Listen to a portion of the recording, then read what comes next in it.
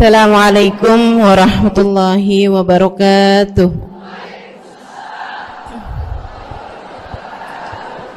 Alhamdulillah.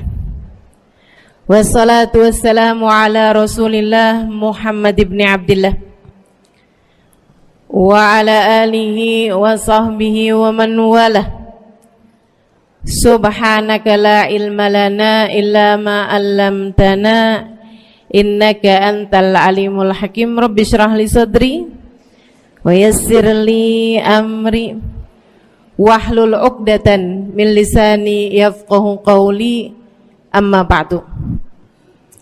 Alhamdulillah, ibu-ibu sekalian saya muliakan, hadiah indah di mana Allah mengizinkan kepada kita untuk menghadapnya. Bukan main. Siapa kita ini sampai diizinkan Allah untuk bolak-balik menghadap kepada Allah Subhanahu wa taala dalam salat-salat kita? Saya pernah dengar dari para guru-guru kami, guru-guru saya. Mereka mengatakan di saat orang salat, di saat kamu salat, di saat saya salat, bukan hanya karena saya mau salat, kamu mau salat, akan tetapi karena kamu dianggap mulia di mata Allah, sehingga Allah izinkan dirimu untuk menghadap padanya. Ketika saya salat, bukan hanya karena saya mau salat, akan tetapi karena saya punya nilai di mata Allah, sehingga Allah izinkan kepada saya untuk menghadap padanya. Sebaliknya, ketika kamu tidak mau sholat, bukan hanya karena kamu tidak mau sholat, akan tetapi karena kamu sudah jatuh dalam pandangan Allah, terhina dalam pandangan Allah, sehingga Allah tidak lagi mengizinkan kepadamu untuk menghadap kepadanya. Ketika seseorang tidak sholat, bukan hanya karena dia tidak mau sholat, akan tetapi karena ia sudah tidak lagi bernilai di mata Allah, sehingga Allah tidak izinkan dia untuk menghadap padanya. Teman-teman, saudariku sekalian yang saya muliakan, kalau bicara tentang sholat nih teman-teman, ada 4 tingkatan, ada 4 kelas. Untuk kamu melihat sholatmu sudah ada di kelas yang mana. Kalau saya boleh bilang kelas teratasnya nih kelas bisnis, oke lah ya. Kelas bawahnya lagi kelas atasnya kelas eksklusif ya, kelas eksekutif. Terus bawahnya lagi kelas bisnis, bawahnya lagi kelas, tapi ada 4 kelas, bawahnya lagi kelas gerbong. Nggak naik dalam kereta nih ya. Kelas yang paling bawah kita bahas nih, kelas gerbong nih. Kayaknya naik di atasnya nih ya, gerbongnya. Teman-teman sekalian, orang yang di saat mengerjakan sholat, dia kerjakan juga, tapi merasanya sebagai beban. Ya ampun, udah maghrib aja, baru juga asar. Ya ampun, males banget dah. Ini gak ada rusuh nih. Kita kan lagi jalan-jalan nih. Kita kan lagi belanja nih di Tanah Abang. Itu jamaah aja gimana sholatnya. Nah ini orang-orang yang menganggap sholatnya sebagai beban. Malas kalau disuruh sholat, terutamanya subuh. Terutamanya sholat subuh. Ini Allah ceritakan orang-orang yang seperti ini adalah kelompoknya orang munafik. Na'udzubillah. Alladzina idza qamu ila sholati qamu kusala. Orang-orang yang kalau disuruh sholat bangun juga sih, tapi malas banget. Setan nih nemenin dia, kayak naroin batu di atas kepalanya, bikin dia berat mau ngerjain sholat. Kalau lagi tidur, ngipas-ngipasin matanya, bobo aja lagi. 5 menit lagi, 5 menit lagi. Bangun-bangun udah siang. Pernah terjadi padamu?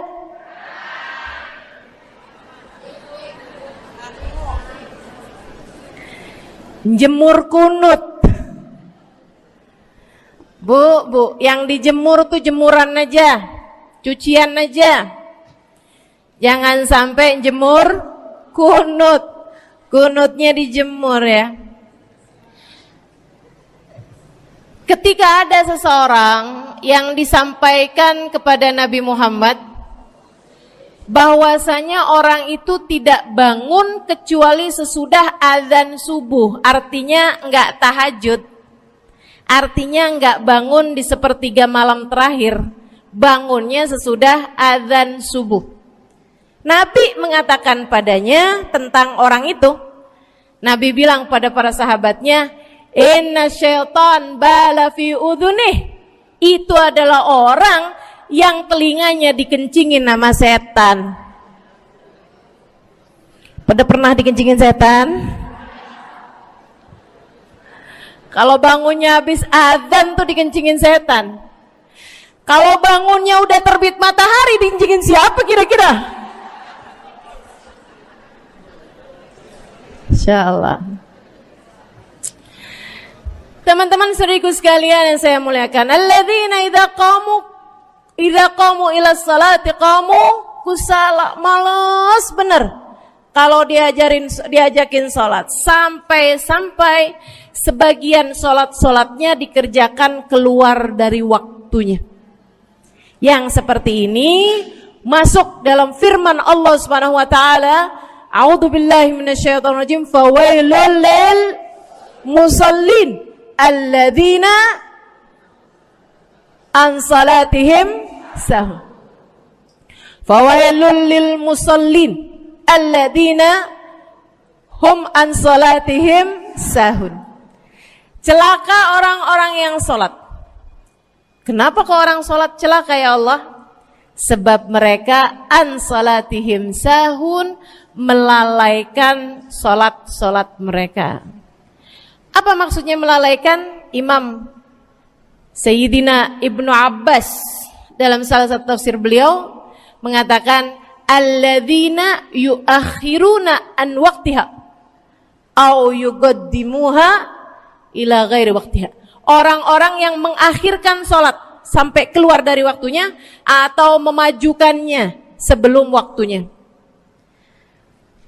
Mau pergi ke Tanah Abang nih, jam 11. Ntar kita ribet nih urusan sholat duhur. Sholatin sekarang aja. Ini orang-orang yang fawailul lil musallin. Bu, sesibuk apapun dirimu, jangan pernah ninggal sholat. Bu, lagi ngerjain perkara penting apapun kamu, jangan pernah mengakhirkan sholat.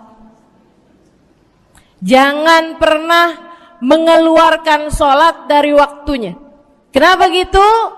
Karena bu, sholat itu urusanmu sama Allah.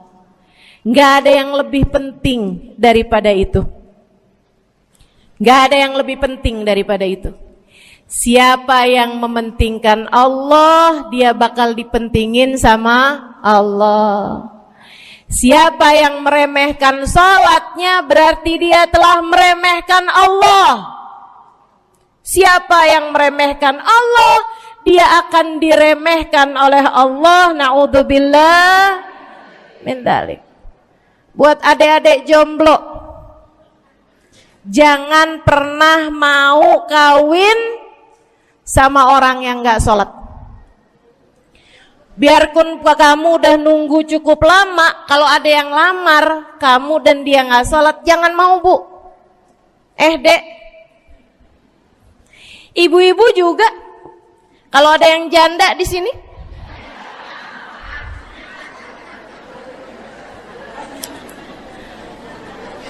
terus ada yang lamar kamu, Walaupun di garasinya ada kijang,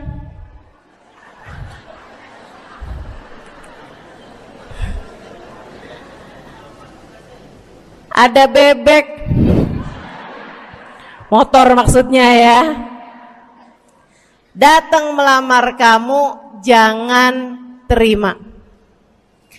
Orang yang gak sholat, kamu jangan mau jadi istrinya. Kenapa? Saya kasih tahu ya, Allah aja dia tinggalin, apalagi kamu.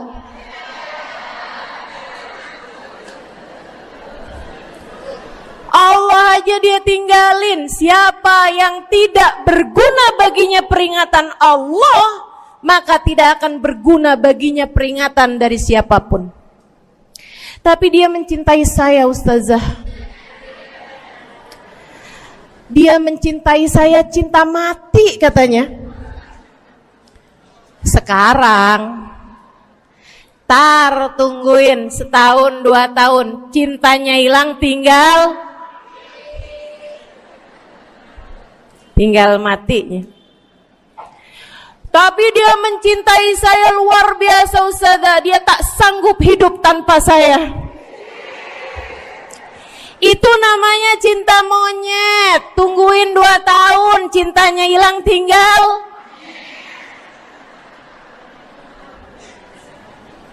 Jangan temenan sama orang gak sholat. Dia telah jatuh di mata Allah. Maka kita pun belajar buat jadi orang-orang yang terus mendaki, terus meraih rahmatnya Allah, terus belajar buat jadi salah satu orang yang dipandang dengan rahmat oleh Allah Subhanahu wa taala. Salah satunya dengan cara kita memuliakan sholat, kita menjaga sholat.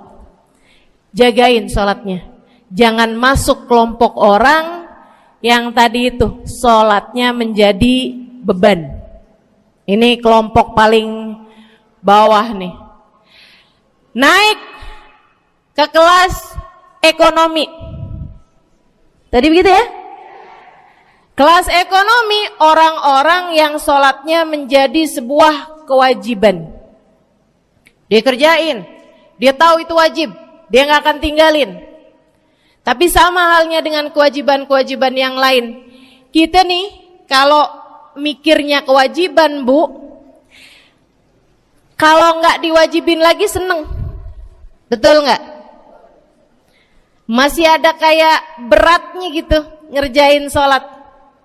Orang yang sholatnya dianggap sebagai kewajiban. Kayak anak-anak sekolah tuh, wajib pakai seragam, wajib ngerjain PR.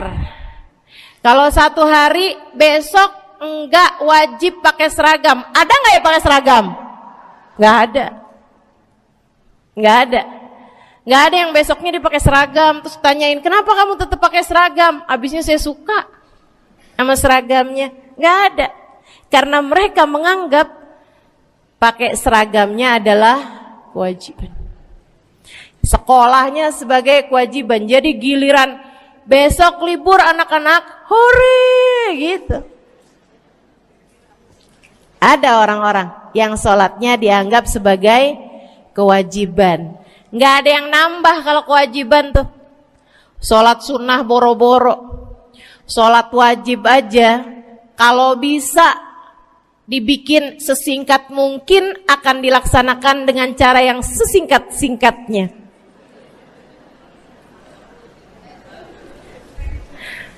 Habis ruku i'tidal sujud cepet bener ya.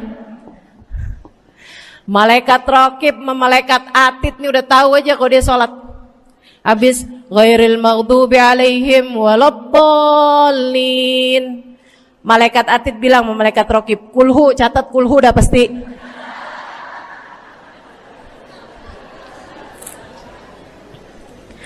Kulhu aja nggak kelar-kelar.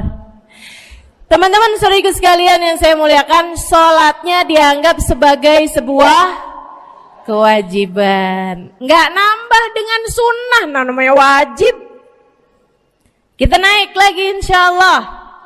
Sholatnya kita naikkan dari yang kewajiban kita naik menjadi kelas bisnis, sholatnya sebagai sebuah kebutuhan.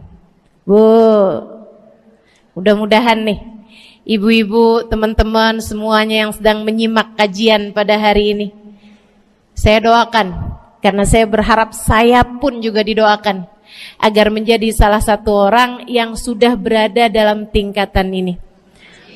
Sholat kita tahu adalah kebutuhan kita.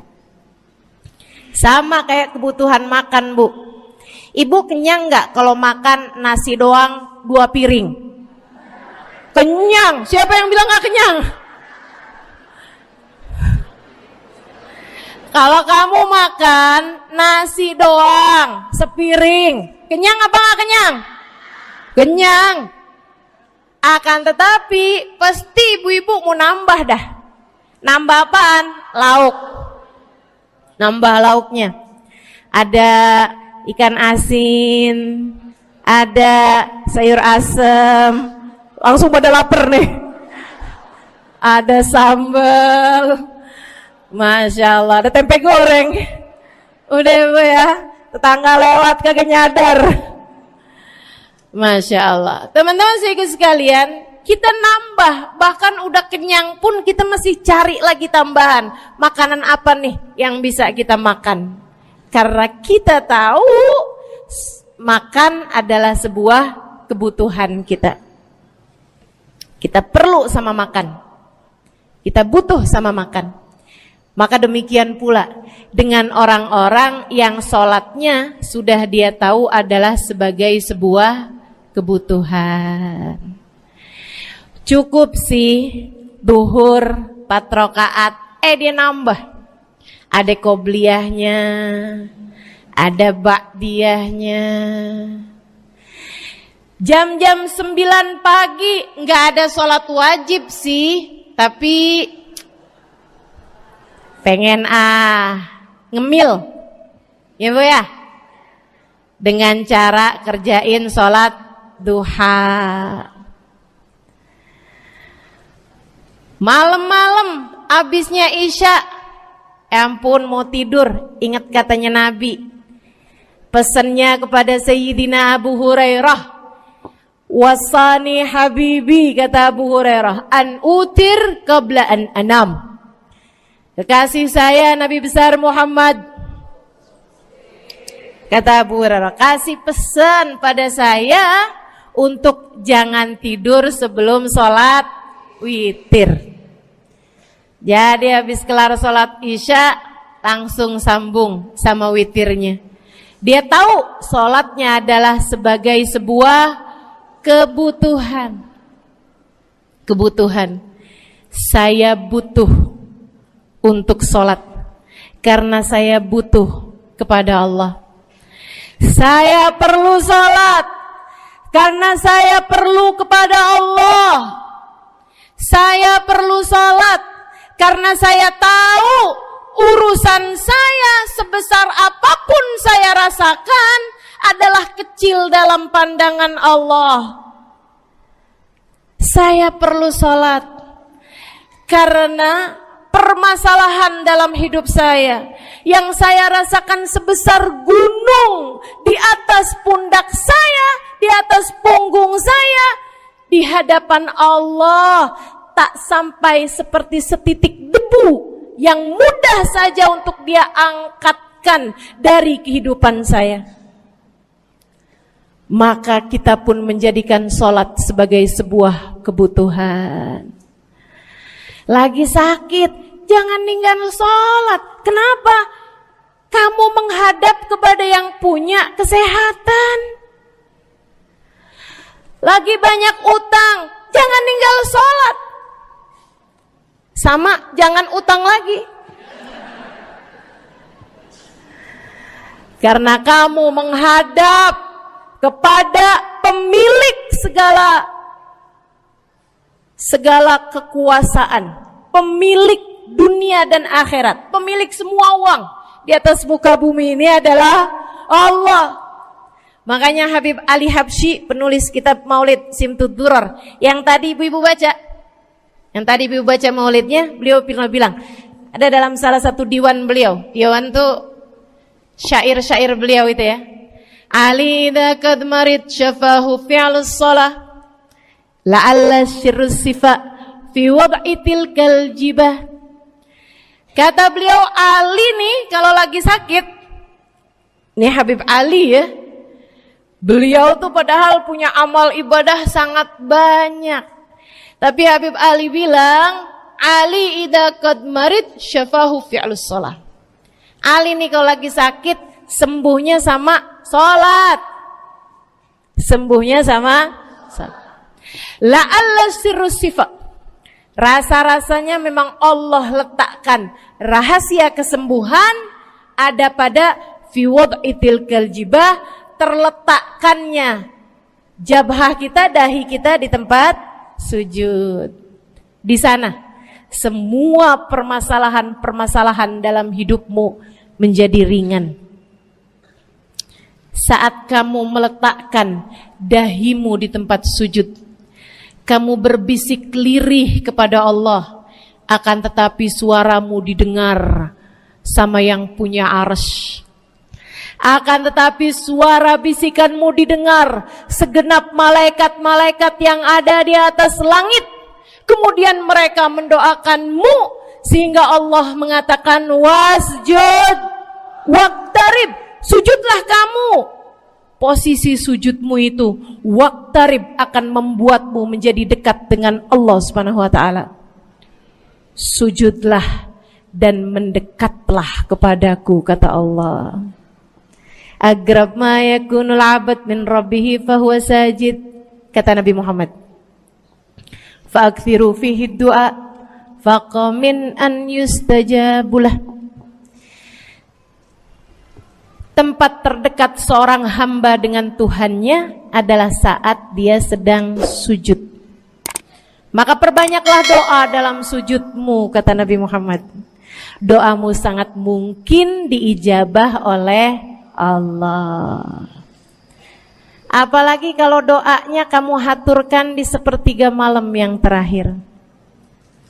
Saat-saat di mana kebanyakan manusia di sekelilingmu yang lalai berada dalam tidurnya, berada dalam alam mimpinya.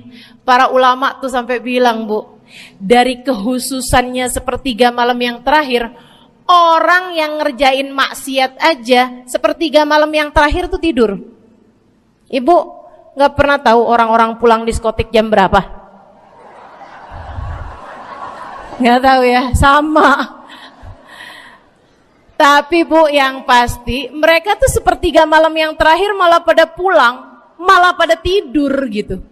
Orang maksiat aja itu sama Allah dibuat tidur tuh di jam-jam yang biasanya turun rahmatnya Allah. Allah mau milih nih mana nih hamba-hambaku, pilihan-pilihanku akan aku bangunkan untuk menghadapku.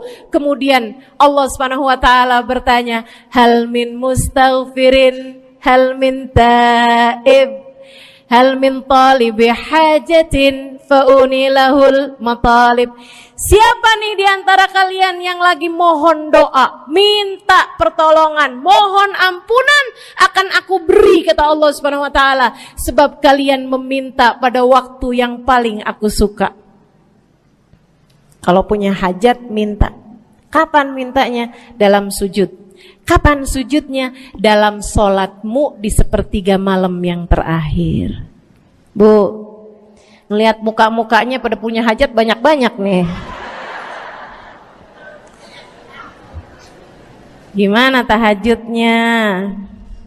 Mudah-mudahan Allah jadikan kita salah satu di antara mereka yang menyibukkan diri di sepertiga malam yang terakhir, insyaallah.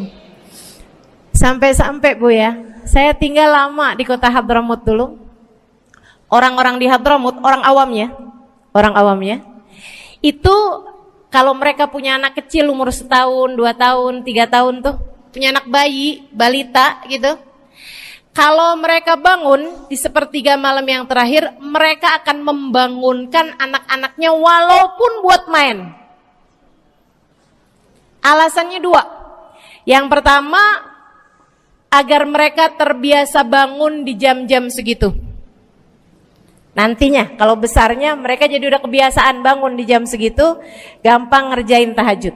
Alasan yang kedua, ibu-ibu sekalian, agar anugerah, karunia, rahmat, pemberian Allah yang Allah turunkan di sepertiga malam yang terakhir, anak-anak mereka pun berhak untuk mendapatkannya karena mereka tidak sedang dalam keadaan tidur dan dalam keadaan berjaga.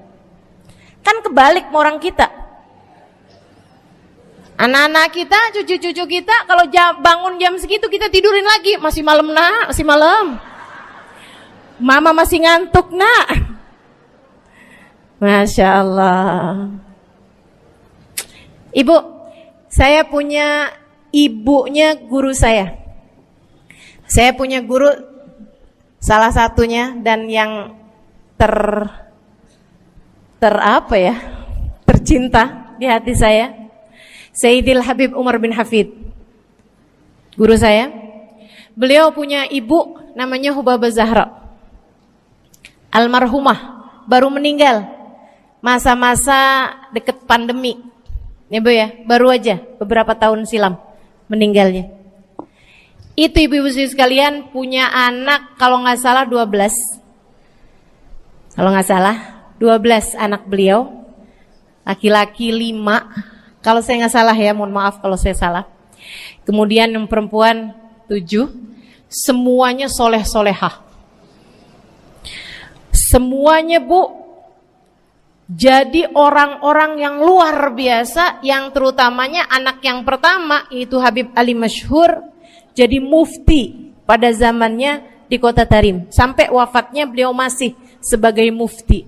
Mufti itu Bu, permasalahannya umat semuanya ada di meja beliau untuk beliau selesaikan. Anak yang laki-laki yang paling kecil, Al Habib Umar bin Hafid, menjadi kita tahu semuanya ya, orang soleh, ulama, waliullah. Ibu-ibu sekalian, kita mau tahu nih, anak-anak soleh-solehah semacam itu ibunya kayak gimana gitu. Karena Bu, mohon maaf, walaupun memang Nabi Nuh, nabinya udah soleh, anaknya nggak soleh, kan begitu ya? Ada juga sih, tapi secara mayoritasnya Bu, buah jatuhnya tak jauh dari emaknya begitu, anaknya kurang lebih begitu. Anaknya begitu, emaknya biar kita nggak lihat, kita udah bisa ngebayangin kayak apa orangnya. Ibu-ibu sekalian, nih anak-anaknya Hubabah Zahra, Masya Allah semuanya. Kita mau tahu ibunya kayak gimana. Satu cerita aja tentang Hubabah Zahra.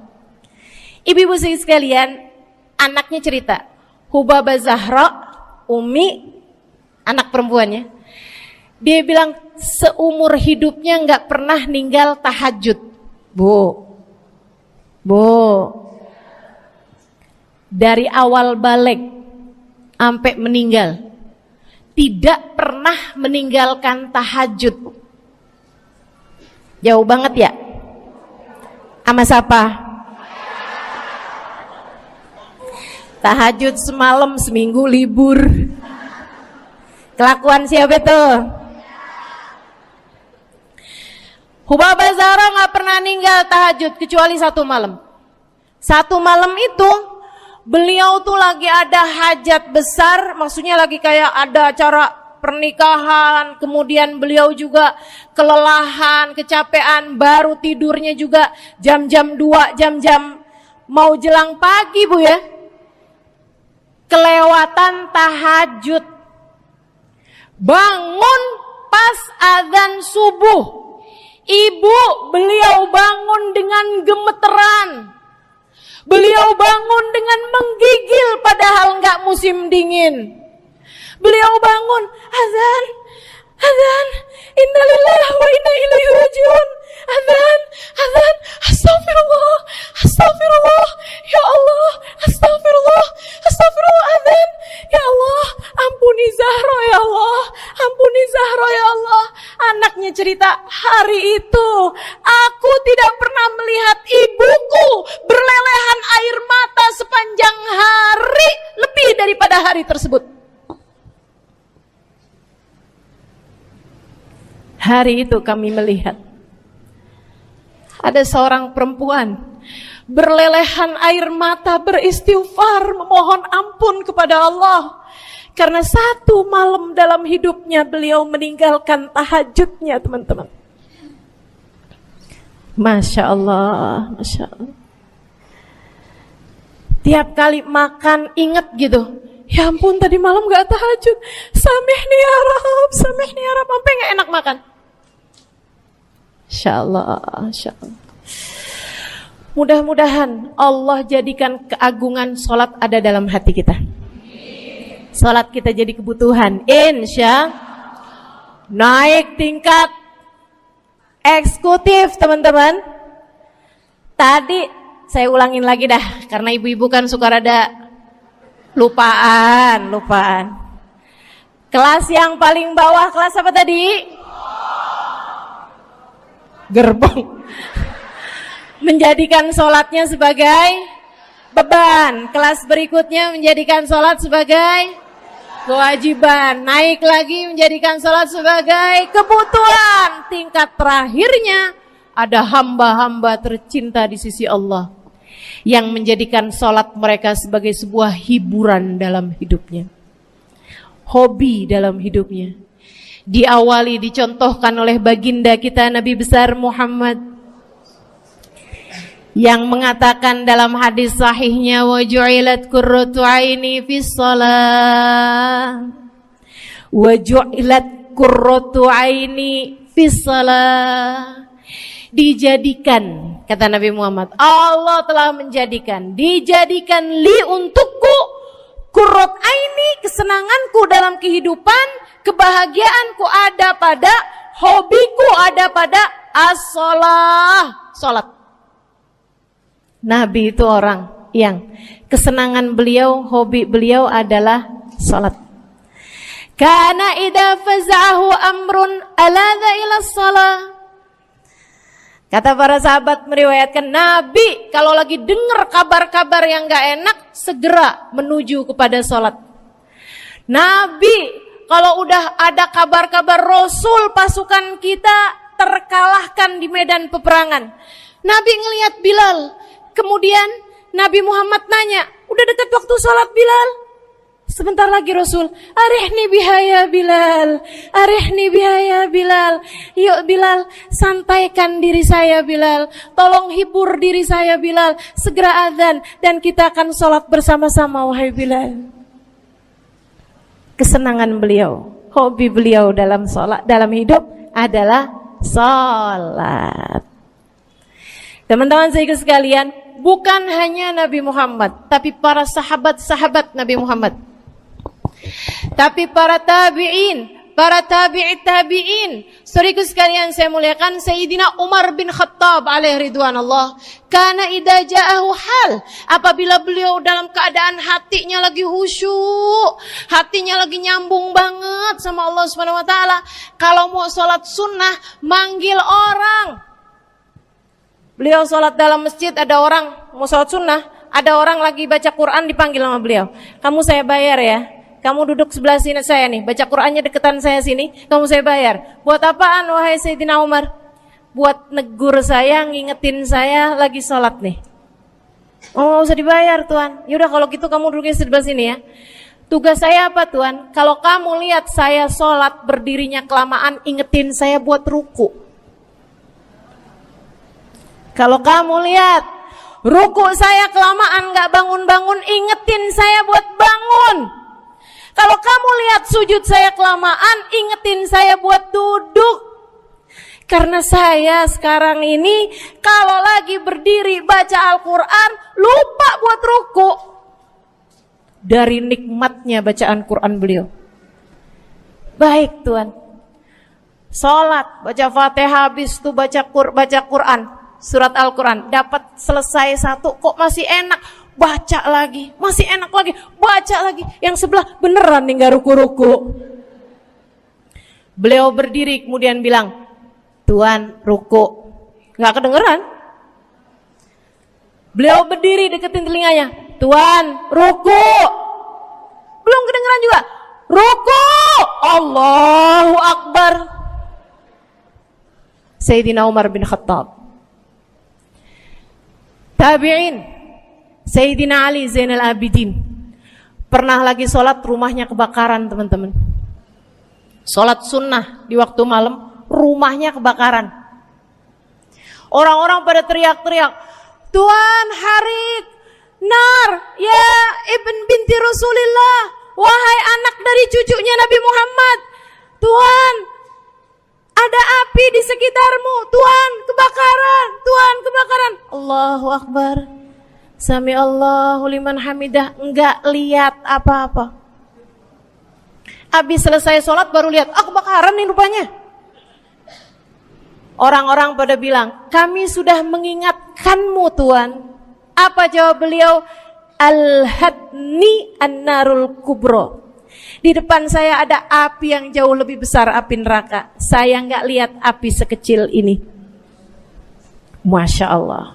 Saudaraku sekalian yang saya muliakan, para ulama Allah Subhanahu Wa Taala. Terakhir saya mau ceritakan Sayyidil Habib Abu Bakar As-Sakran, penulis Wirid Sakran. Kalau teman-teman pernah tahu, beliau, saudaraku sekalian saya muliakan, dapat julukan As-Sakran, orang yang mabuk. Karena mabuk kepada Allah Subhanahu Wa Taala. Beliau pernah satu waktu kena penyakit di punggungnya. Beliau kemudian tanya sama dokter, kata dokter, wah ini nih penyakit mesti diangkat, mesti dioperasi. Ya udahlah, operasiin saya. Disuguhin 1 gelas khamr di waktu yang telah ditetapkan untuk jadi waktu operasi. Apa ini? Khamr, minuman keras. Zaman itu belum ada obat bius. Dia bilang, ini buat apa?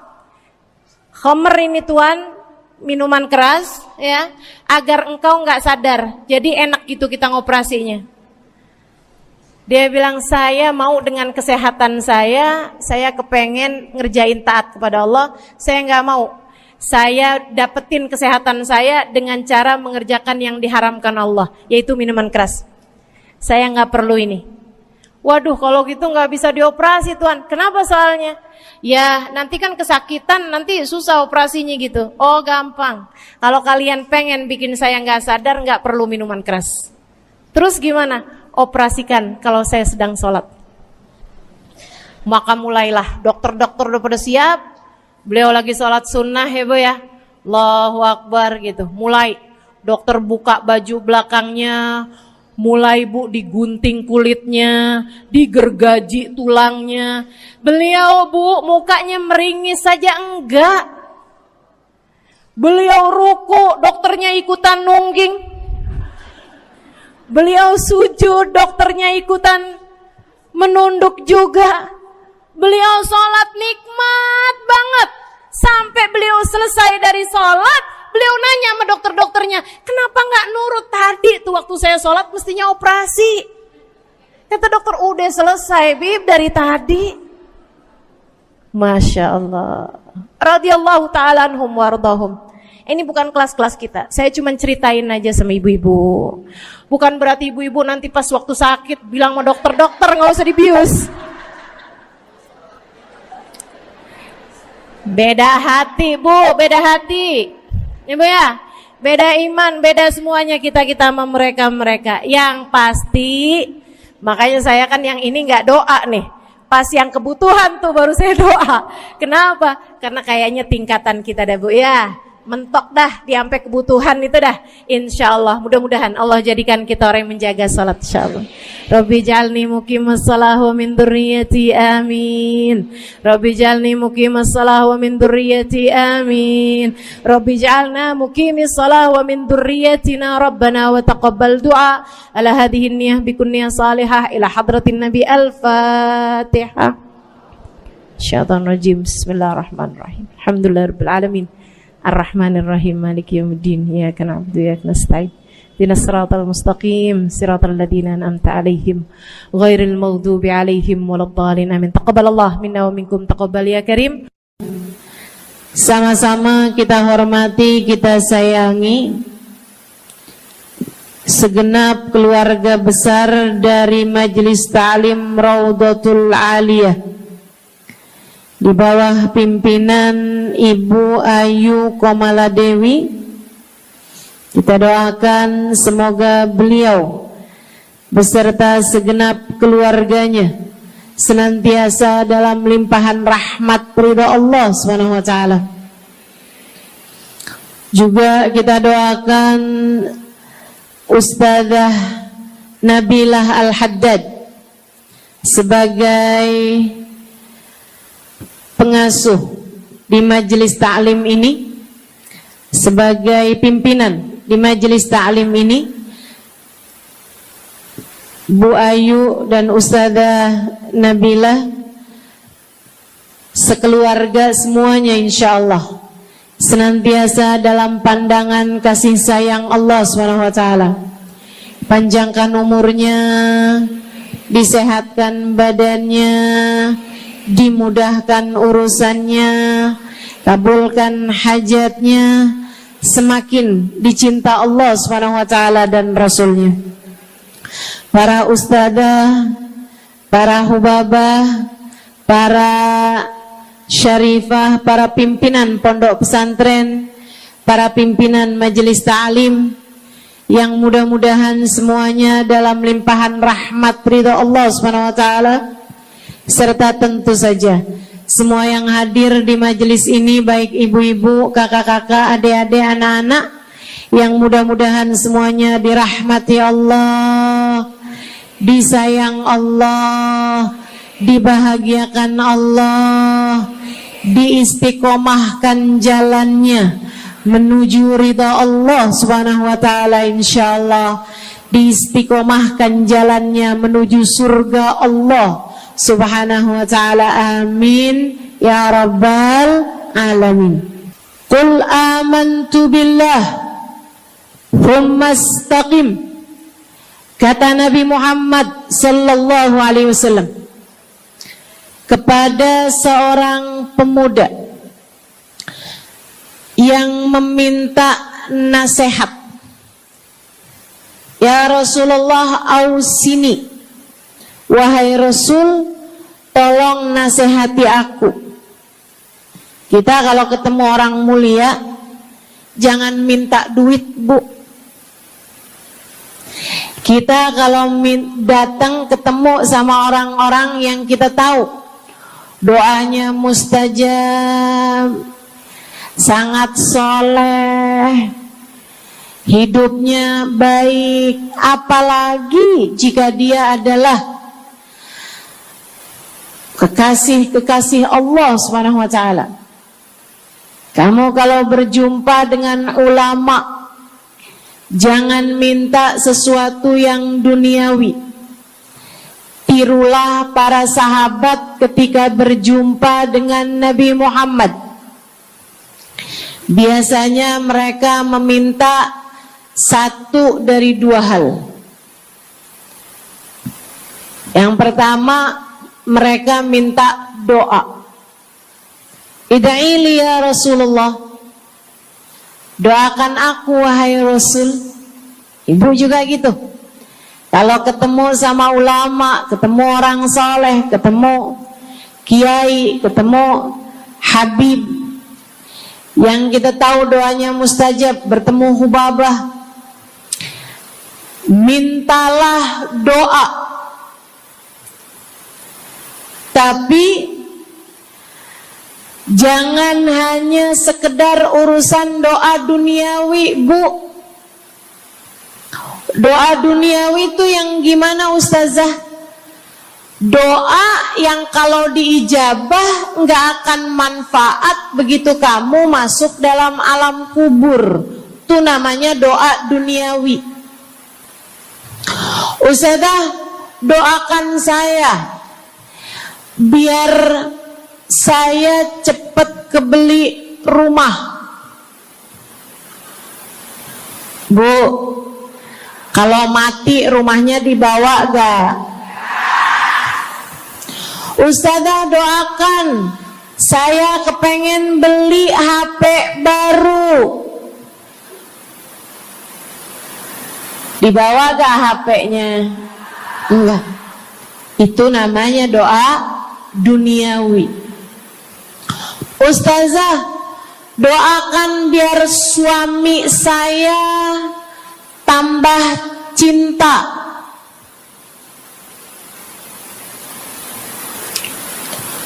Kalau mati suaminya dibawa gak, Bu? Walaupun kamu mau, dia gak bakalan mau, Bu.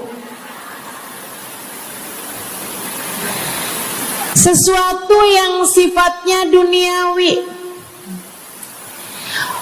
Ustazah, doakan biar anak saya soleh. Duniawi apa bukan? Bukan. Sebab kesolehan anak akan jadi tambahan bekal bagimu ketika kamu masuk dalam alam kubur. Jadi nggak boleh nih ustazah doa urusan duniawi atau minta didoakan urusan-urusan duniawi. Boleh, tapi jangan cuma itu. Nanti takutnya kamu nyesel.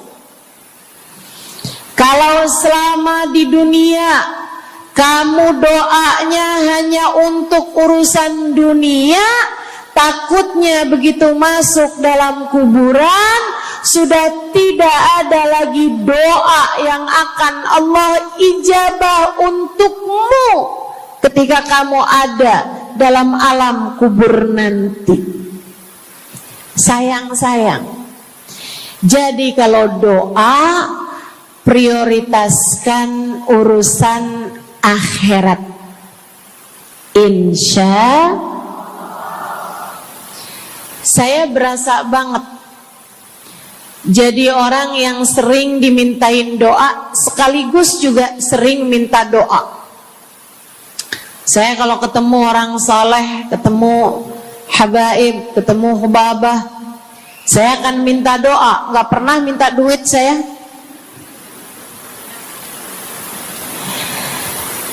Ida'ili ya hubabah, ida'ili ya habib. Serius sekalian, sebagai orang yang sering juga dimintain doa, ustazah doakan saya. Banyak tuh. Saya merasakan perbedaannya saat saya ada di Tarim sama ketika saya sudah pulang dan kembali ke negeri ini.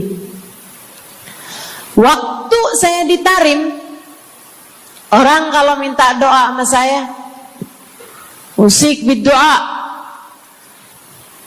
tolong ya doain saya. Saya suka tanya, doa apa? Selalu aja, hampir semuanya mengatakan hal yang sama. Ida'ili bihusnil khatimah. Doakan saya biar husnul khatimah. Begitu nyampe ke Indonesia, kalau ada orang bilang ustazah doain saya, biasanya lanjut tuh doanya, minta apa langsung dibilang, nggak pakai tanya. Ustazah doain saya biar utang cepat lunas. Ustazah doain saya biar cepat dapat jodoh. Ustazah doain saya biar jadi orang kaya. Ustazah doain saya biar suami nggak mendua. Ya Allah, ternyata kebanyakan orang kita kalau minta doa seringnya urusan duniawi. Bukan berarti nggak boleh, boleh aja sih.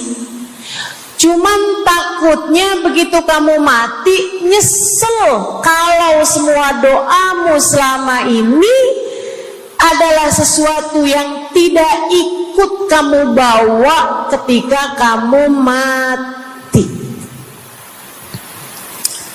Kalau kita lihat para sahabat ketika mereka berjumpa dengan Nabi Muhammad, selalu saja banyak di antara mereka yang minta doa. Nabi pernah tanya, doanya apa? Macem-macem jawaban para sahabat. Ada yang begini, Harithah menjawab, ida'ili an yarzuqani Allah asyhada fi sabilih. Rasul, doakan saya biar saya dikaruniai mati syahid di jalan Allah. Ada lagi yang lain doanya, ya Rasulullah, id'ili an yarzuqani Allah murafaqatan bika ya Rasulullah. Doakan biar saya nanti di masa sesudah kematian saya, di masa akhirat nanti bisa mendampingimu wahai Rasulullah, bisa berjumpa denganmu wahai Rasul, bisa ada dalam rombonganmu wahai Rasulullah. Doa-doa yang sangat ukhrawi, doa-doa yang sangat akhirat, karena mereka sudah faham tujuan hidup sesungguhnya adalah mencari ridha Allah Subhanahu wa ta'ala. Tujuan hidup sesungguhnya adalah bergerak menuju surga Allah Subhanahu wa ta'ala. Tujuan hidup sesungguhnya adalah berpulang kepada Allah dalam keadaan Allah ridha kepada kita. Sahabat tuh minta didoakan, sama yang kedua minta nasihat. Kita juga nyontoh, kalau ketemu orang soleh, kalau ketemu ulama, kalau ketemu habaib, ketemu kiai, ketemu bunyai, ketemu hubabah, ketemu ustadzah, ketemu ustadz, minta nasihat. Selain daripada minta doa, mintalah nasihat. Hal ini dicontohkan oleh para sahabat kepada Nabi Muhammad. Datang seorang pemuda berjumpa Nabi Muhammad sallallahu alaihi wasallam. Kemudian bertanya, ya Rasulullah, ausini, wahai Rasulullah, berikanlah nasihat kepadaku ini. Nabi Muhammad tersenyum, senang, bangga, karena mengerti bahwa umatnya faham apa yang harus diminta dari nabinya. Nabi berkata kepadanya, qul amantu billah thumma istaqim. Kata Nabi Muhammad, ucapkanlah, aku beriman kepada Allah, kemudian istiqomahlah kamu di jalan Allah. Nasihat Nabi Muhammad buat pemuda tersebut, nasihat Nabi Muhammad buat pemuda-pemuda umatnya sepanjang zaman. Nasihat Nabi Muhammad buat umatnya, baik yang muda maupun yang tua, baik laki-laki maupun perempuan, baik yang pintar maupun yang kurang pintar. Semua umatnya dinasehati sama Nabi Muhammad. Karenanya akan saya sampaikan hal ini kepadamu hari ini. Quli, ucapkanlah, amantu billah, aku beriman kepada Allah. Tsumastaqimi, kemudian istiqomahlah kamu, wahai saudariku, di jalan Allah. Katakanlah, aku beriman kepada Allah, kemudian istiqomahlah.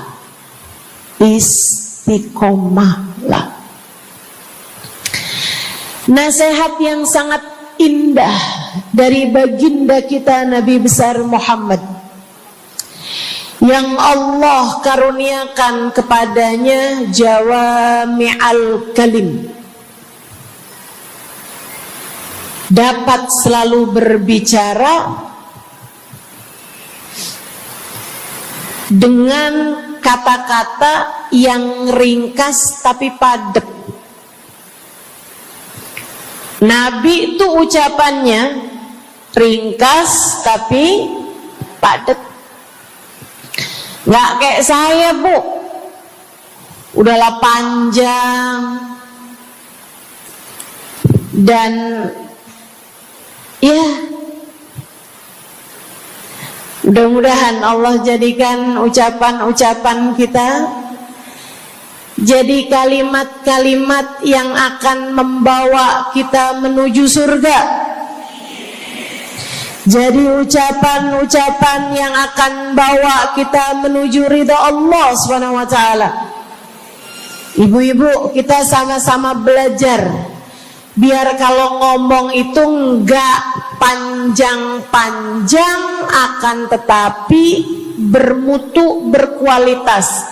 Terutama Bu, ibu kalau ngomong sama anak-anak ibu, kadang-kadang panjang bener. Padahal itu aja, anak sampai hafal. Iya mah, katanya gitu. Betul begitu? Nabi kalau ngomong pendek aja tapi penuh makna. Nabi kalau bicara seringkali nggak panjang-panjang tapi sangat berarti. Satu hadis beliau saja bisa disyarahkan, diberi keterangan, hingga bahkan berkitab-kitab banyaknya.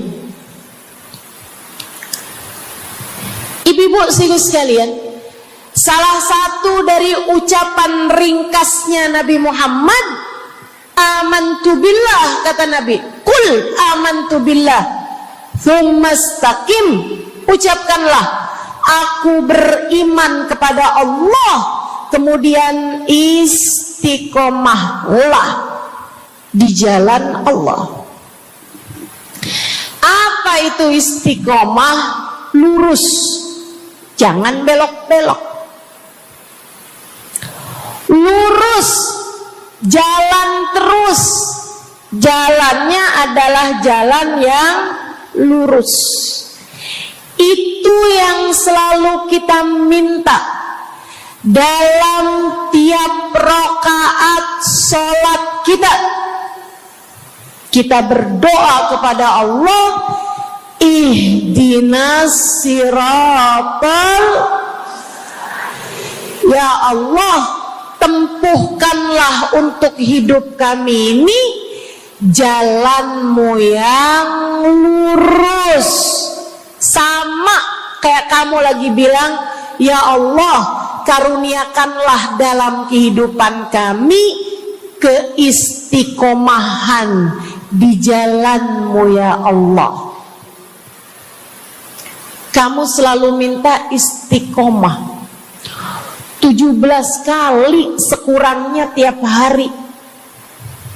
Betapa sangat pentingnya istiqomah ini, saudaraku sekalian. berada dalam jalan yang lurus.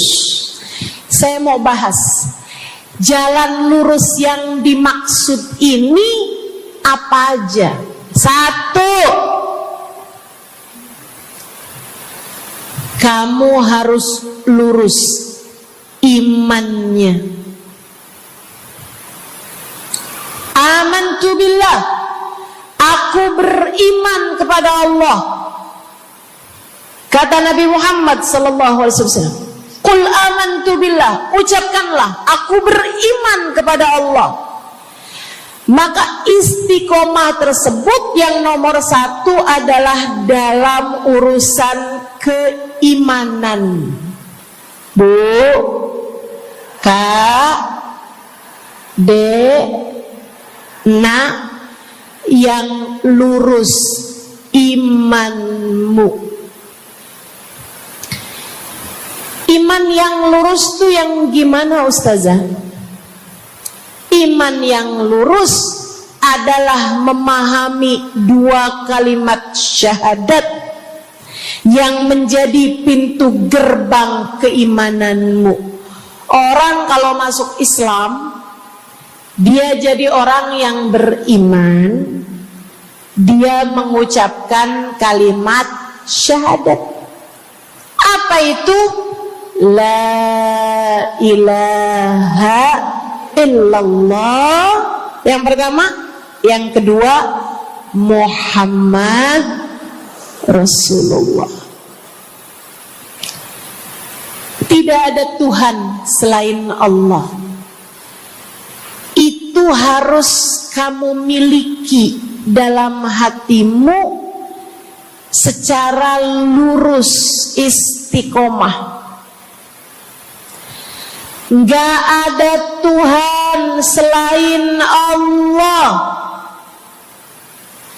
Jangan hari ini Tuhannya Allah, besoknya Tuhannya duit. Apapun aja yang disuruh sama duit, yang ada duitnya, yang haram-haram pun diterjang. Lah kenapa begitu? Saudaraku sekalian, qul amantu billah, ucapkan aku beriman kepada Allah, aku faham arti la ilaha illallah. Tidak ada Tuhan selain Allah. Tidak ada yang mengatur kehidupan selain Allah.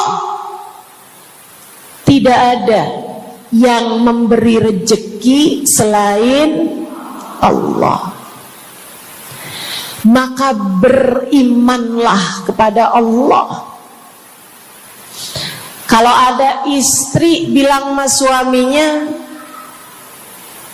kalau kamu nanti pulang bawa duit, ahlan wa sahlan, selamat datang. Tapi kalau kamu pulang nanti nggak bawa duit, silakan tidur di luar.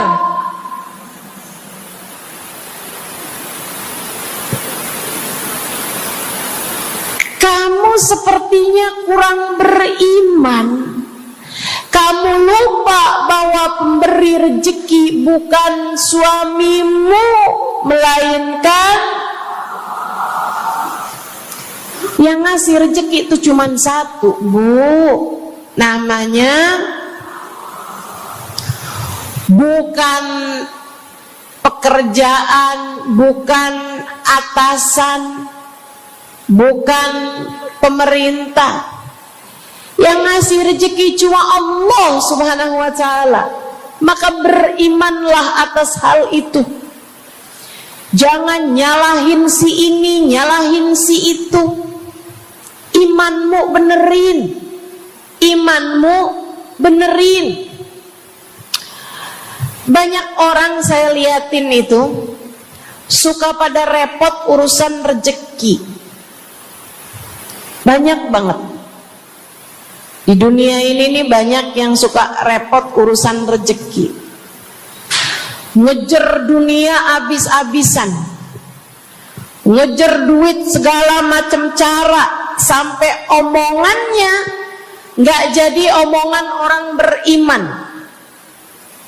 Waktu dibilangin jangan nyari rejeki yang haram, cari rejeki yang halal. Jangan berani ngambil yang bukan hakmu. Dia bilang begini nih, ya ustazah nggak tahu zaman sekarang, jangankan nyari yang halal, nyari yang haram juga susah saja.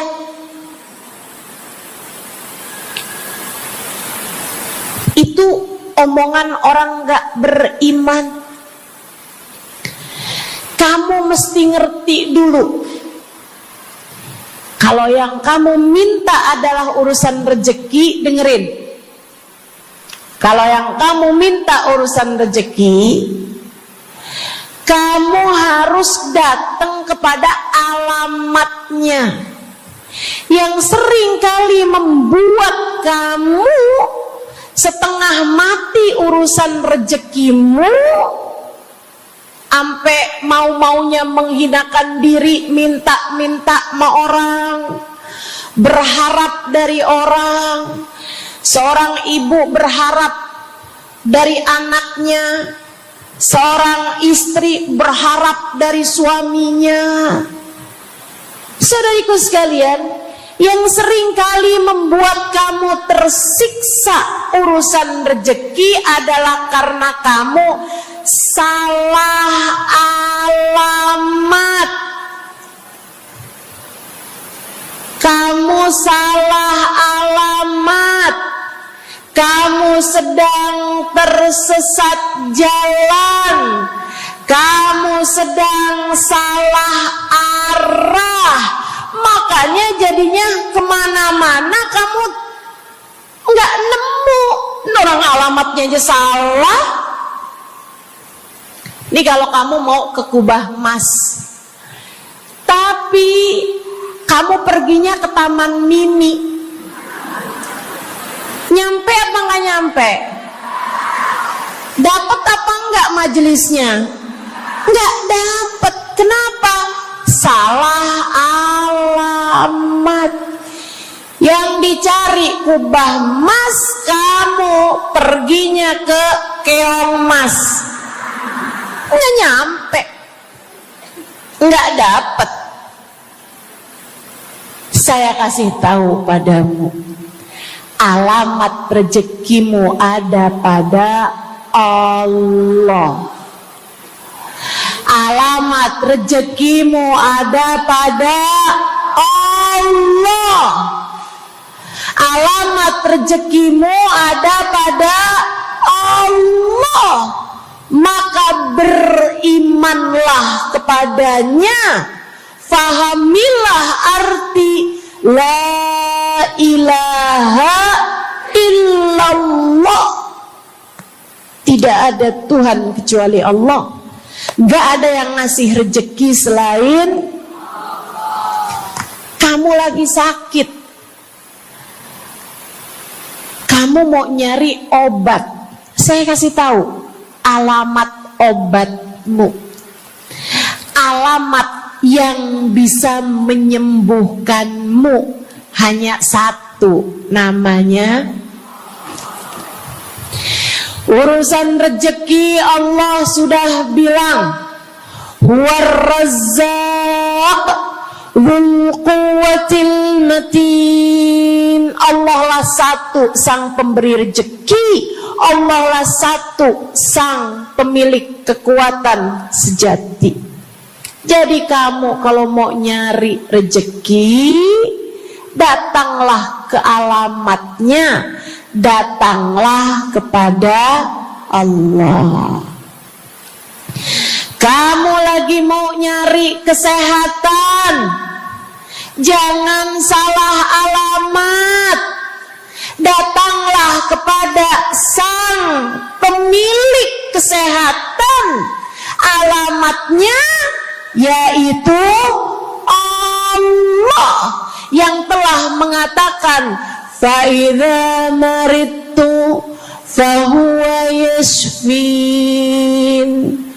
Katanya Nabi Allah Ibrahim, apabila saya sakit, maka hanya Allah lah yang maha menyembuhkan. Berarti nggak boleh pergi ke dokter gitu Ustazah? Silahkan pergi ke dokter, pergi ke apotik, datang kepada orang yang doanya mustajab, minta didoakan. Tapi semua hanyalah sebab, semua hanyalah wasilah. Sang penyembuh sejati adalah Allah. Saudariku sekalian yang saya muliakan, kalau kamu merasa saya lemah Ustazah, gak punya kekuatan, kalau kamu merasa saya bodoh Ustazah, saya tidak mengerti di mana alamat ilmu, di mana alamat pengetahuan. Bu, Kak, Nak, anak-anak nih yang masih lagi belajar di pondok pesantren, yang masih lagi belajar di mana-mana, saya kasih tahu padamu, alamat ilmu ada pada Zat yang Maha Satu, namanya Allamal insana malam ya'lam. Allah lah yang mengajari manusia apa yang tidak dia ketahui. Pengen dapat ilmu, datanglah kepada Allah. Pengen punya kekuatan, datanglah kepada Allah. Saya udah tua Ustazah, saya janda pula Ustazah, saya nggak punya kekuatan ya Ustazah.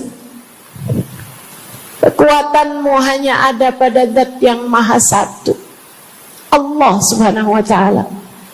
Datanglah selalu padanya. Imanmu jangan biarkan ia naik turun. Imanmu biarkan ia kokoh di dalam hatimu. Jangan percaya kalau ada yang bilang kekuatan ada pada uang. Jangan percaya. Percaya hanya satu aja, kekuatan ada pada Allah. Jangan percaya orang bilang kekuatan ada pada kecantikan.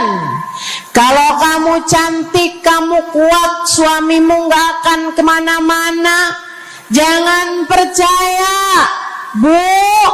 Percaya hanya satu aja, kekuatan ada pada Allah Subhanahu wa Ta'ala. Kamu takut terjadi hal-hal yang buruk bagimu, bagi anak-anakmu. Kamu kepengen ada yang jaga. Ibu gak usah pusing-pusing mau nyari bodyguard, gak usah pusing-pusing mau sewa security, pengamanan. Sebab sang pemberi keamanan hanya satu, namanya Wallahu ya'simuka minan nas.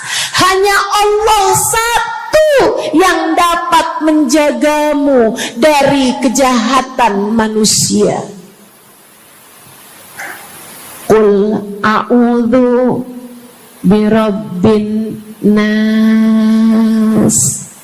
Katakanlah, aku berlindung kepada sang penjaga manusia, sang pemelihara manusia, sang pengasuh manusia, Allah Subhanahu wa ta'ala. Berimanlah padanya, istiqomahlah. Bu, gak ada yang bisa bikin orang meninggal selain Allah. Gak ada. Tapi dia ditabrak orang, Ustazah. Kalau gak ditabrak dia gak bakalan mati. Kamu kebalik. Justru karena dia harus mati, Allah jadikan dia ditabrak. Jelas? Ini imannya mesti yang benar nih. Jangan kamu kira ini ada dokter malpraktek sehingga dia kemudian meninggal dunia. Jangan kamu kira karena salah minum obat dia mati. Bukan, ibu-ibu sekalian, justru karena dia harus mati, karenanya kemudian ketemu sama dokter yang malpraktek lah, ketemu sama obat yang salah lah. Itu hanya sebab kematiannya itu sendiri. Allah udah bilang, idza jaa ajaluhum la yastakhiruna sa'atan wa la yastaqdimun. Apabila datang ajal seseorang, gak ada siapapun yang bisa memajukan barang semenit pun, gak ada yang bisa memundurkan meski sesaat sekalipun. Gak ada. Emang udah kepastiannya. Waktunya mati, ya mati, Bu. Gak ada yang bisa menghidupkan, sekaligus tidak ada yang bisa mematikan selain Allah. Itu artinya istiqomah dalam iman. Tapi tunggu dulu, sebelum saya lanjutkan istiqomah yang lain. Selain beriman kepada Allah, kamu juga harus beriman kepada Nabi Muhammad. Kamu harus beriman kepada Nabi Muhammad.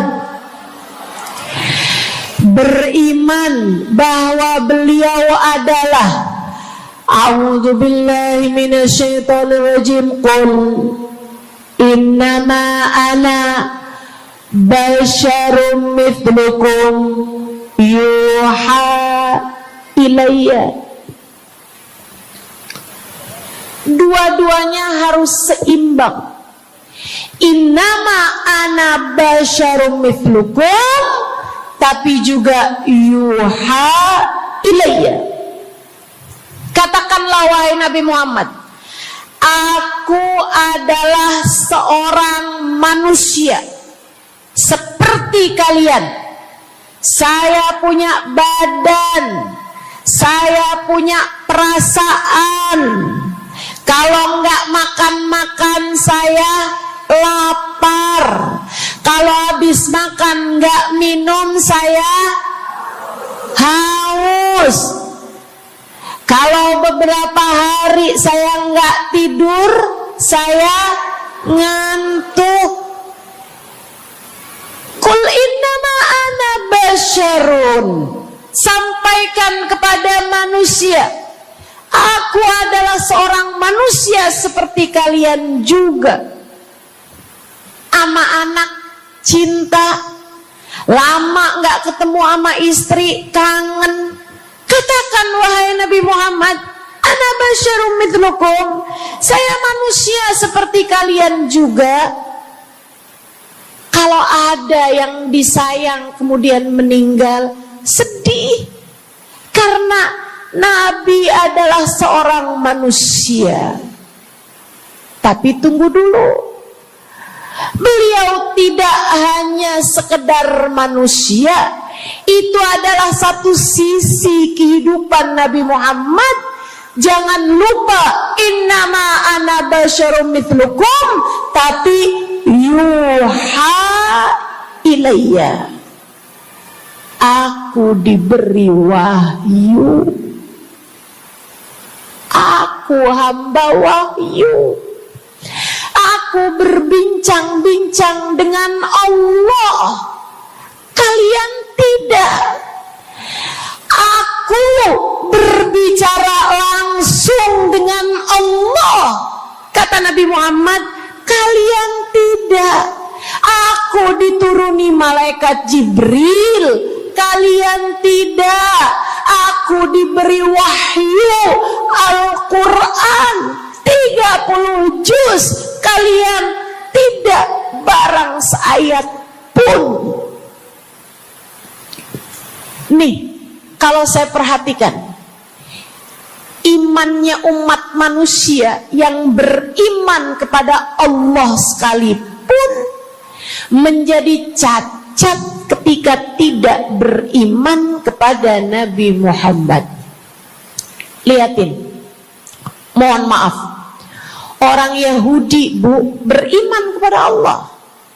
Kamu kalau nanya sama orang Yahudi, Tuhanmu siapa? Allah. Tapi mereka enggak beriman kepada Nabi Muhammad. Apakah mereka disebut orang yang beriman? Tidak. Orang Nasrani, apakah mereka beriman kepada Allah? Iya. Tapi apakah mereka beriman kepada Nabi Muhammad? Tidak. Apakah mereka beriman?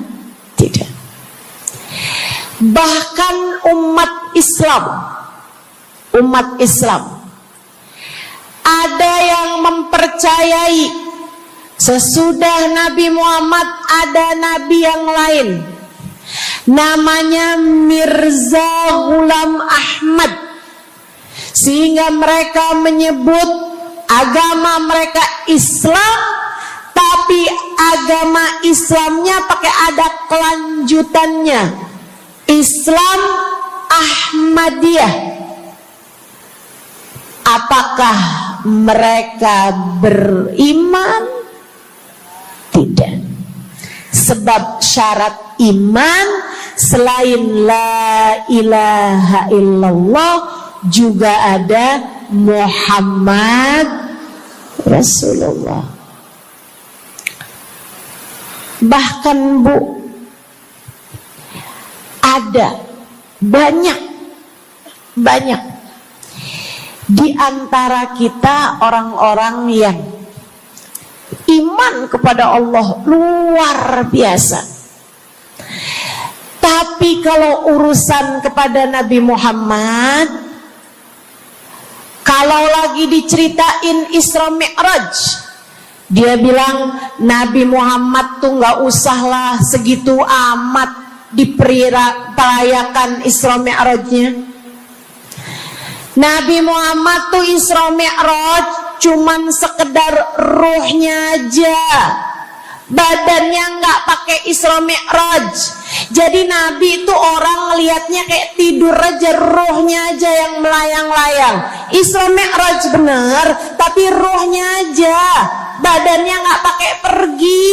Jadi kalian nggak usah berlebih-lebihan sama Isra Mi'raj. Oh kenapa gitu? Kamu gak percaya sama Isra Mi'raj, sama badan-badannya Nabi sekalian, kamu gak percaya, kenapa? Ya karena itu gak masuk akal. Manusia kan gak bisa kayak gitu. Nabi Muhammad kan manusia. Kamu lupa bahwa Nabi walaupun manusia, beliau adalah yuha ilayya, beliau adalah hamba wahyu.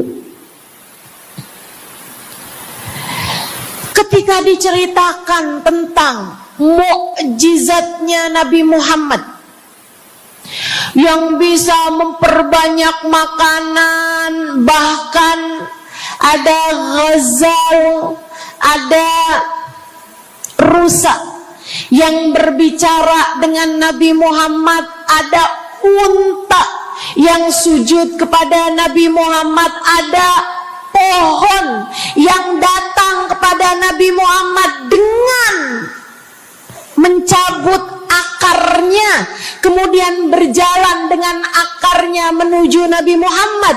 Ketika dipanggil, kemudian sujud pohon tersebut kepada Nabi Muhammad sallallahu alaihi wasallam dan bertanya, "Mengapa engkau memanggilku wahai Nabi?" Dia nggak percaya, nggak masuk di akal. Itu hanyalah dongeng.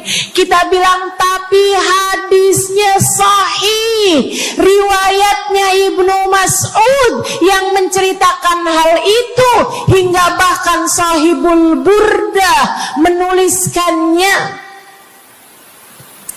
Katanya Sahibul Burdah Imamul Busiri, ja'at lidakwatihil asjaru sajibatan tamshi ilaihi ala saqin bila qadami.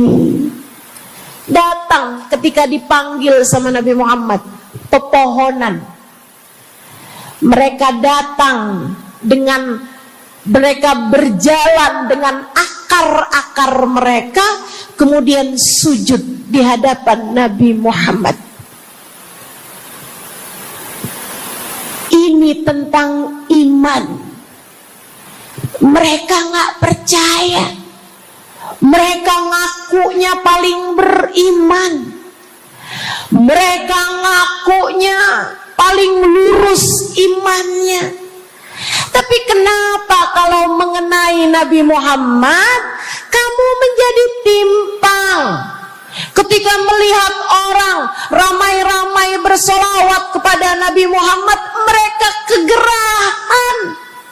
Ketika melihat orang-orang ramai datang ke majelis-majelis maulid, merayakan, bergembira atas lahirnya Nabi Muhammad, mereka kegerahan sampai mereka bikin GAM.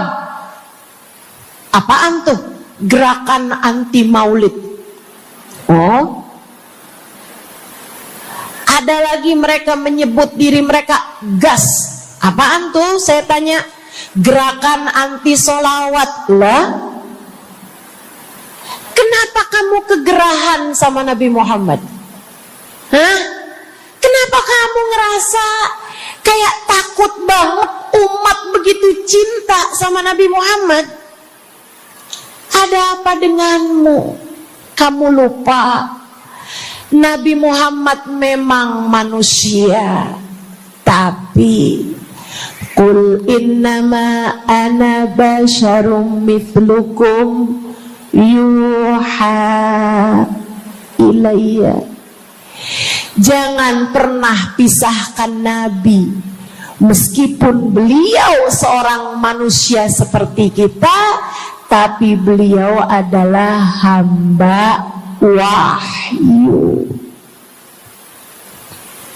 Beliau adalah hamba wahyu. Kamu gerah banget orang bersolawat sama Nabi Muhammad. Ada masalah apa sama kamu?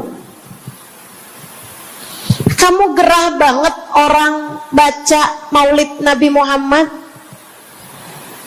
Bahkan ada orang-orang yang ngaku paling Islam, tapi gerah banget ngelihat orang berziarah ke makam Nabi Muhammad. Ada masalah apa sama kamu?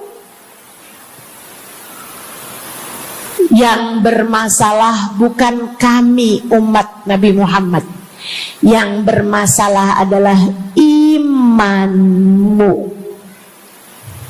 Sebab ketika kita diminta beriman kepada Nabi Muhammad, jangan hanya fokus kepada kemanusiaan Nabi Muhammad, fokuslah pula kepada beliau sebagai hamba wahyu.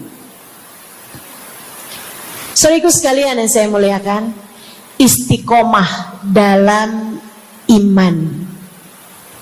Beriman kepada Allah, beriman kepada Rasulullah. Cinta kepada Allah, cinta kepada Rasulullah.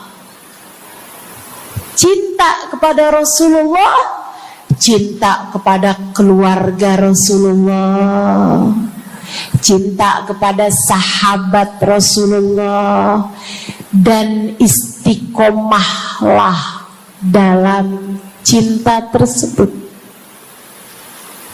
Jadi istiqomah menuju ridha Allah yang pertama adalah istiqomah dalam iman. Yang kedua, istiqomah dalam taat. Bu, Kak, istiqomah dalam taat. Kamu disuruh sholat,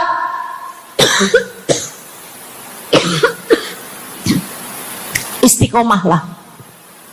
Jangan tinggal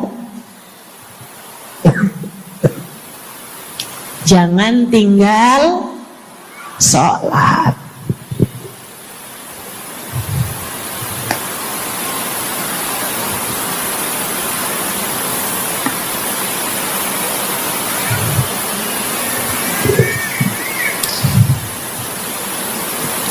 Kamu diperintah buat puasa Ramadan, jangan tinggal puasa.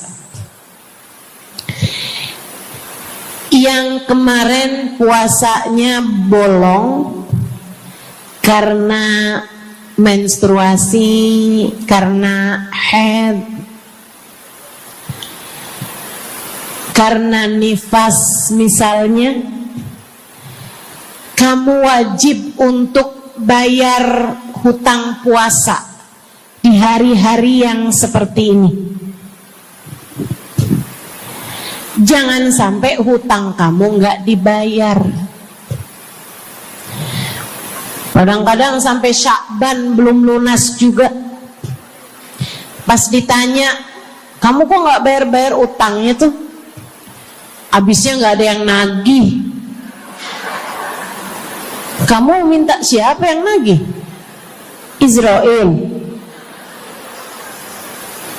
Jangan sampai datang malaikat Israel mencabut nyawamu, sementara kamu masih punya hutang puasa yang belum kamu lunasi. Kamu diperintah Allah buat taat. Istiqomahlah dalam jalan taatmu. Jangan tinggal perintah Allah. Dek, kalau kamu dilamar sama laki-laki yang gak sholat, jangan mau. Tapi dia baik, Ustazah. Baik menurut siapa? Dek, orang ninggal sholat artinya dia ninggal Allah. Saya bilangin, kalau Allah aja dia tinggal, apalagi kamu. Dia bilang dia gak bakal ninggalin saya, Ustazah, karena katanya dia gak sanggup hidup tanpa saya. Dek, jangan percaya. Jangan percaya. Allah aja dia tinggalin loh, apalagi kamu. Apalagi kamu. Orang yang, kata para ulama nih Bu, Dek, orang yang peringatan Allah tidak bermanfaat padanya, dia tidak akan bermanfaat dengan peringatan siapapun. Kalau lagi cinta sih dia bisa ngomong apa aja. Tapi percayalah, yang bisa ninggal Allah, dia bisa ninggal siapapun. Istiqomahlah di jalan Allah. Istiqomah di jalan Allah. Jangan berani ninggal Allah. Jangan berani ninggal salat. Jangan berani ninggal ibadah. Kenapa gitu Ustazah? Karena yang pegang nasib kamu Allah. Ini nasihat abah saya yang akan saya pegang sampai kapanpun. Abah saya pernah pulang-pulang dari kerjanya, dia cerita, abah tadi ketemu nok sama orang yang dulu abah pengen jadi kayak dia. Dia itu dulu waktu zaman abah muda, abah kepengen kayak dia, ganteng, kaya, sehat, orang tuanya kaya, dia bisa sekolah.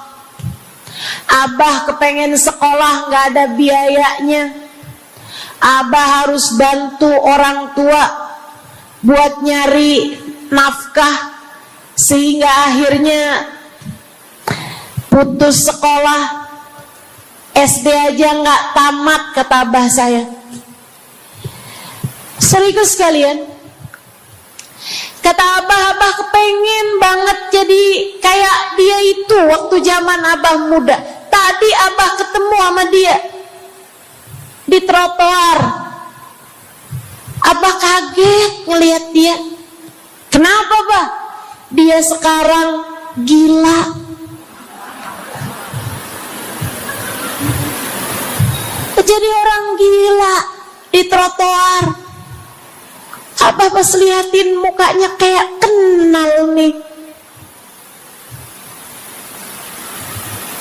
Abah saya bilang subhanallah. Nah, abah kasih nasihat sama saya, Bu. Zaman saya SD, biar gini-gini saya pernah SD loh, Bu. Abah saya bilang, nah, ternyata hidup yang paling penting nasib.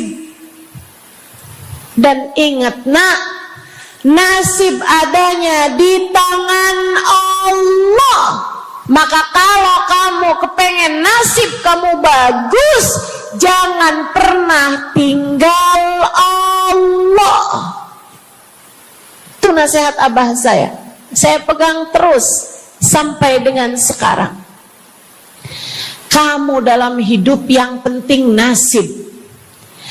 Yang paling penting buat anak-anak kamu dalam hidup mereka adalah nasib. Ibu, nasib. Bukan ilmu, bukan harta, bukan sehat, bukan. Yang paling penting dalam hidup anakmu adalah nasib. Bukan cakep. Kamu nak dalam hidup harus cakep nak. Nanti nak, kalau zaman-zaman akhir nanti ada cara buat mempercantik diri. Pakai nak, operasi plastik, ayo nak. Filler lah, tarik benang lah, semua kerjain nak. Yang penting dalam hidup cantik. Kamu jangan sampai kayak mamah kamu ini nak. Bapak kamu buka cabang di mana-mana. Bukan. Yang paling penting bagi anakmu di hidup mereka di dunia sebelum kelak di akhirat nanti adalah nasib. Saya kasih tahu, yang paling penting adalah nasib.